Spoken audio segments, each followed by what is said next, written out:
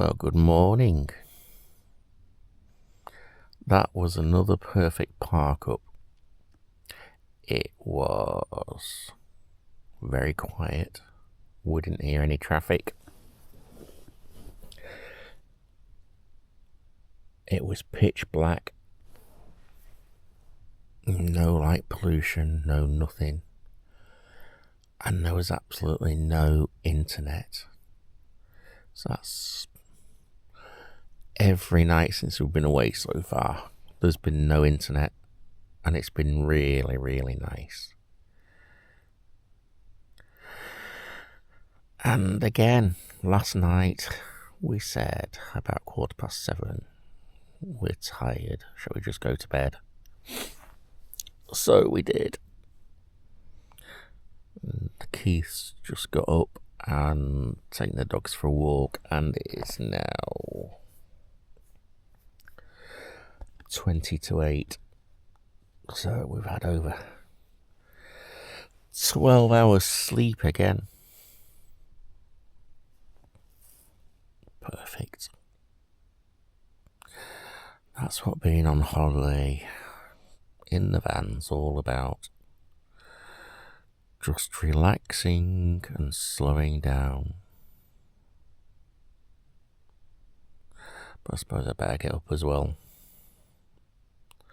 Start thinking about having a wash and getting the kettle on for a cuppa. And seeing what today brings. 5 more minutes.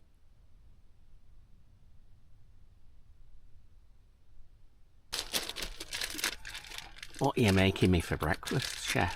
I wanted a bacon sandwich, so that's what I'm doing. Not just any bacon sandwich. Well, bacon sandwich and marmalade you wanted. Or bacon and marmalade sandwich. We found that a while ago, didn't we? We did.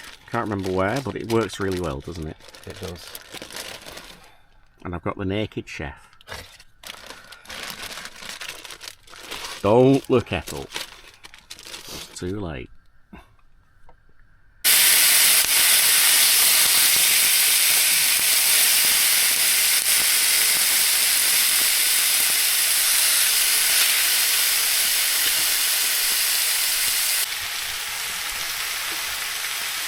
The thin coat of marmalade goes on the bread.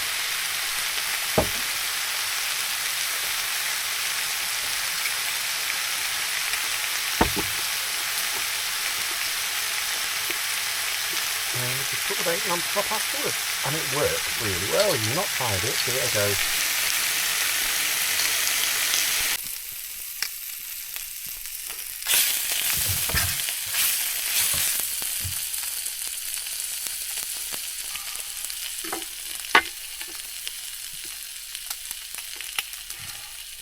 Thank you.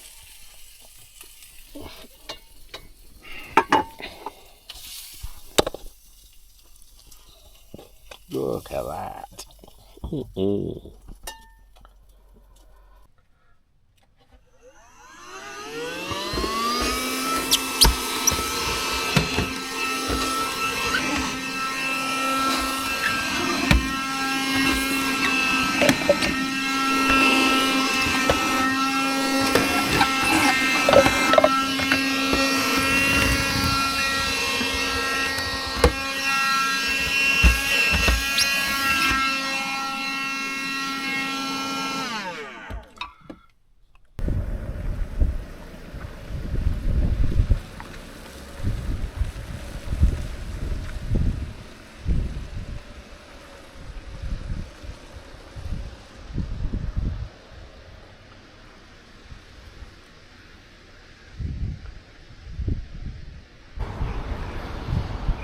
We've arrived in Lockerbie town centre.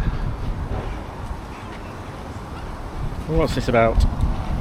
It's the lamb fair of Lockerbie. It's the largest in Scotland. No fewer than from 30 to 50,000 lambs being usually on the ground. And that's 1882, 1885. But hence the reason why there's statues of lambs or sheep, aren't there? These are rams.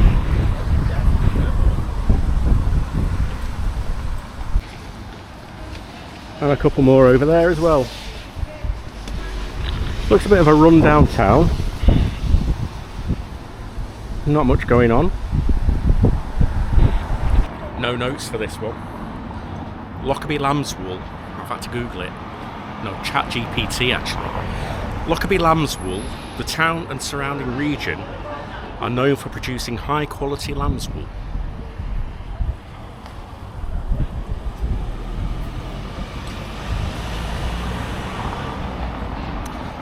Lockerbie's agricultural heritage includes sheep farming, and the wool industry has been a significant part of the local economy for centuries. And one more bit about Lockerbie. Thomas Telford, the famous Scottish engineer, had a significant impact on the area. He designed several bridges and roads around Lockerbie, including improving transportation in the 19th century.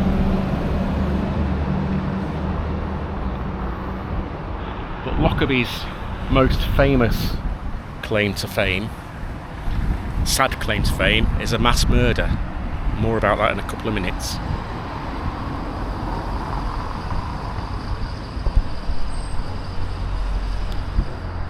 Just looking at the War Memorial, it's a different one, because it doesn't just say about the losses from the Royal Navy, but the Royal Artillery, the Royal Engineers, the Royal Scots, the Royal Scots Fusiliers, the Cameronians, which neither of us have ever heard of,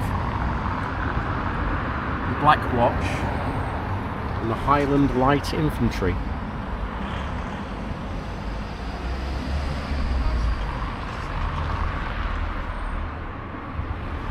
And on this side we've got the Gordon Highlanders, the Seaforth Highlanders, the Cameron Highlanders, Argyll and Sutherland Highlanders, English and Irish regiments, the Army Cyclist Corps, the Machine Gun Corps, the Royal Air Force, and the Canadians, and South Africans. And the South Africans.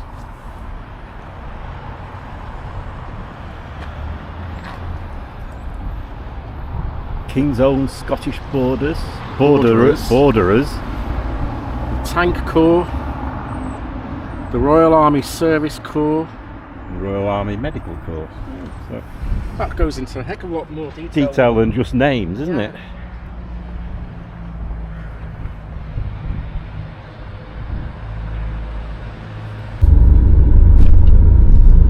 Well, that was strange.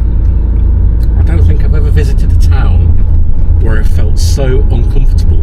I don't know why. I don't either, but I just wanted to get out of town. It just made me feel real. As soon as we got out of the van, I felt uncomfortable. I don't know why at all.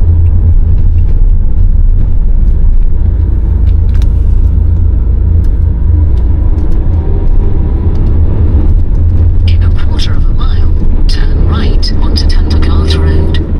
There's a lot of red sandstone, isn't there? There is. Some of it isn't. It's too red for my liking. It's pretty, is it? It's brash, harsh. We were saying, without the disaster, I don't know what this place would have been like. You can have a tattoo. And plenty of hairdressers. Plenty of hairdressers. You can have your perm. But again, very wide. Turn right onto Tundergarth Road.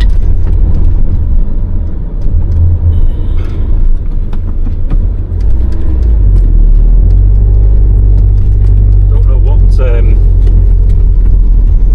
era it is. It's before. In 4 miles, arrive at Tundergarth Primary School on the left. More than not Edwardian. It's before that. Yeah. 1700s. I don't know what. Williams, I don't know. I don't know. It's Scotland, so it might be completely different. I don't know. You can't get the stuff, can you?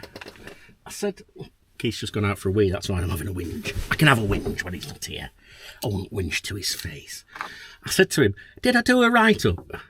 Because he was reading them last night. I said, did I do a write-up about Lockerbie? And he said, no, just about the disaster.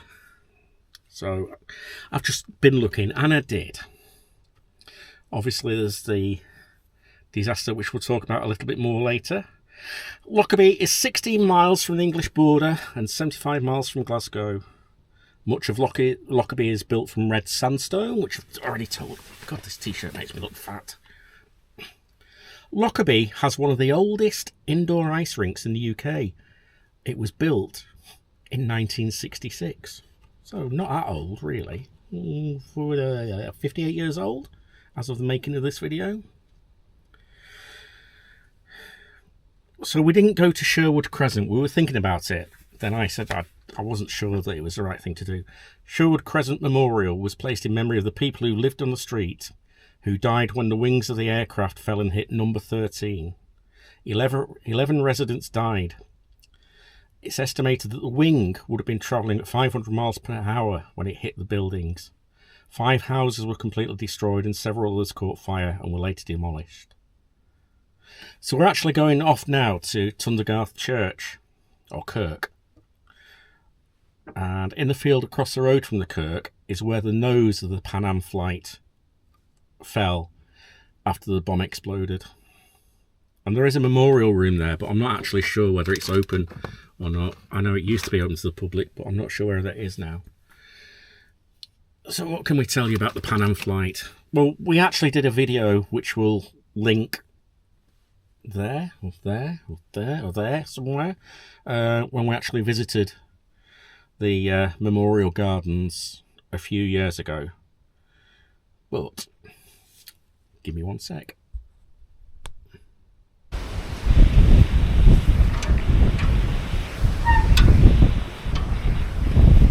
So where are we? Tundergarth Kirk. And in the field opposite is where the nose cone of Pan Am Flight 103 came down.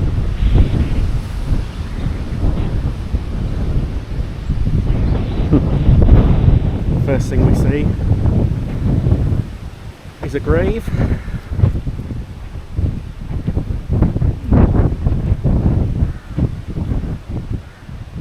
I thought they were all... She must have been local, or they must have been local, because I thought they were all in the Memorial Gardens. I don't know.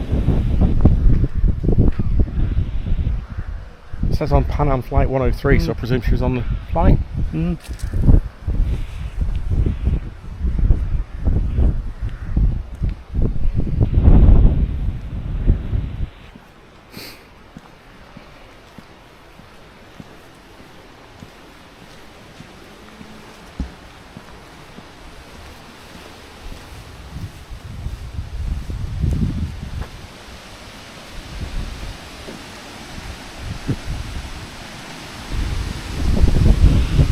Again, it's a very big graveyard, isn't it? It is, isn't it?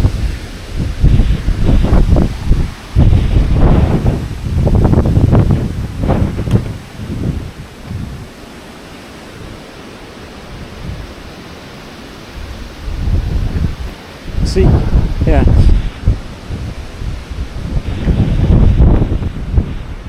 Where we go heading? Well, I don't know. There's supposedly a building that's got a memorial displaying, but then I've read other reports that it's now closed, so I'm not really sure. The remembrance room, this is it. Yeah.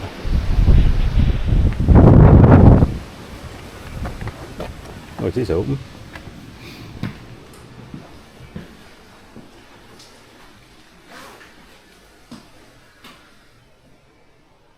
These are the 270 victims.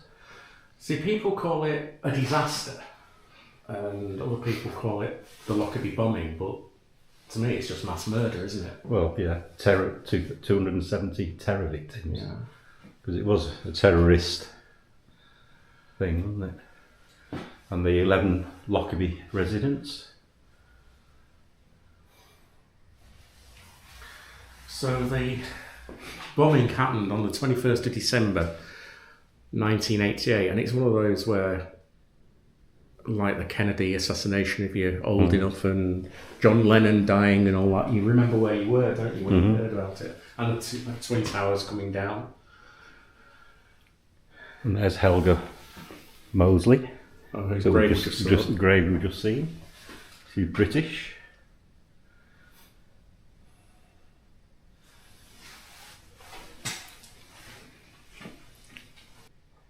The flags of the nations of people who died.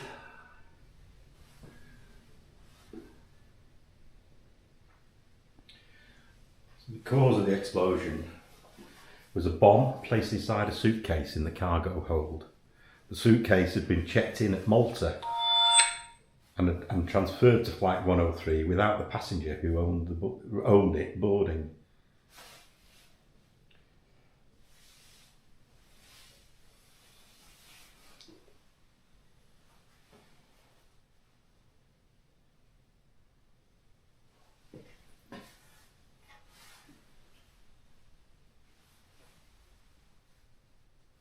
And the attack, as Darryl said, had international impact.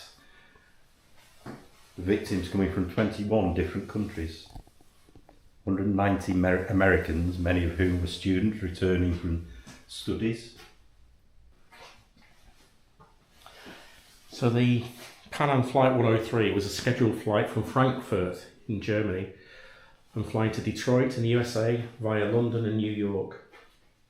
The aircraft was a Boeing 747-121 series and named Clipper Maid of the Seas.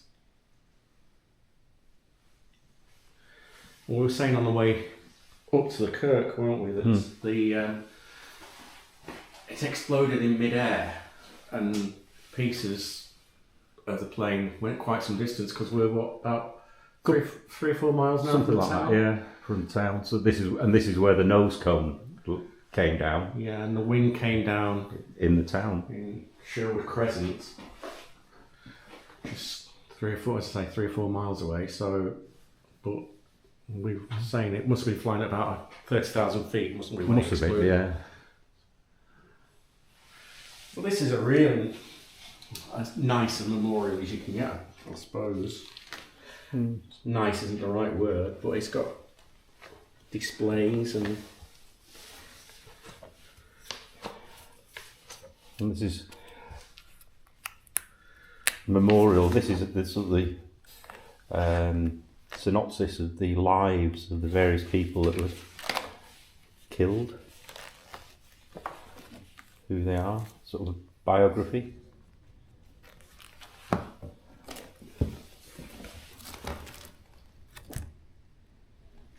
yeah, this book's saying 3 miles from the town centre. And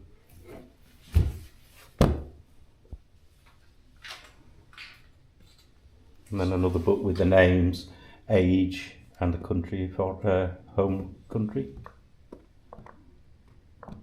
So there. Here's the Kirk, the church. Then over the road, just here, is where the nose came down. Nose cone came down. And this building was a ruin that's been repaired, done up, so that this memorial room could be made. 1771 church ruin.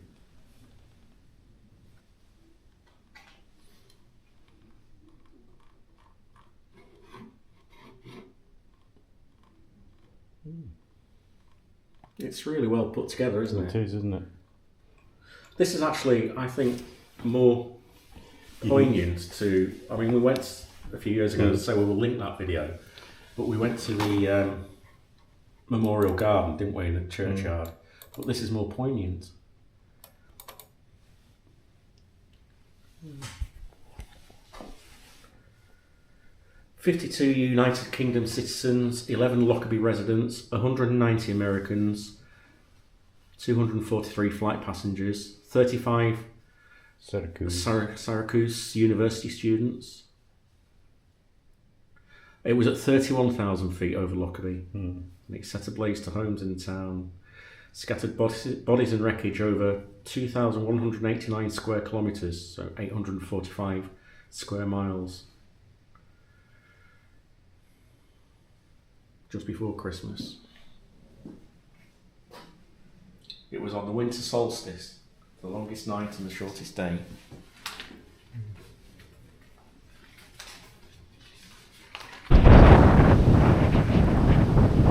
And the nose cone hit the ground somewhere just over there. We'll swing you around and see how close it was to the kirk, the church.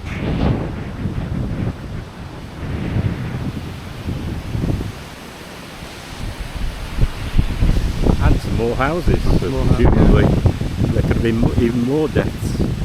But you have to think it's kind of,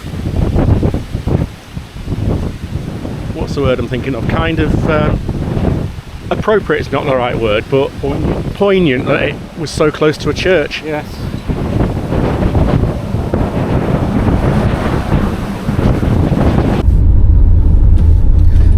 Sad place to visit, but I think it's important to remember, go to places like that and to share them with people who, because they're so remote. yeah, A lot of people don't get to see, and it's just a distant memory for some. it won't even be a memory for others. now. I mean, 1988, so it's nearly 40 years ago. And as I say, I think that's more of a significant, I mean, I know when we went to the graveyard a few years ago, that was quite breathtaking how the scale of it, because you saw all the names on the memorial plaques there, but actually seeing photographs of them in that little room, it's even more. And their obituaries Stark, with yeah. the seat numbers and everything. Anyway, let's do something a bit brighter now. We're off to the next place, avoiding potholes again. I'll do the potholes.